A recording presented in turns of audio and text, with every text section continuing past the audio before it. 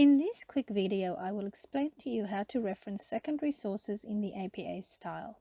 Both the newer APA 7th and the older APA 6th style use the same formatting rules for secondary sources, so you can use the information in the rest of this video for both styles.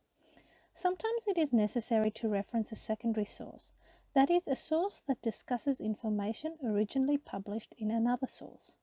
You should only use secondary citations sparingly.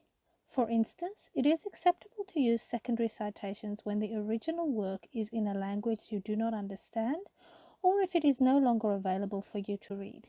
However, it is not acceptable to use secondary sources simply because you have not read the primary source. It is always preferable to consult the original work. When you reference a secondary source, you should name the original work in the text as well as the secondary source. However, only the reference you actually read should be included in the reference list. An example of a correctly formatted secondary citation can be found on the screen. Here you will see that it says, "The Transition to University program was designed to teach transferable skills," with a reference to Ford et al. 2015 and as cited in Pretorius and Ford 2016.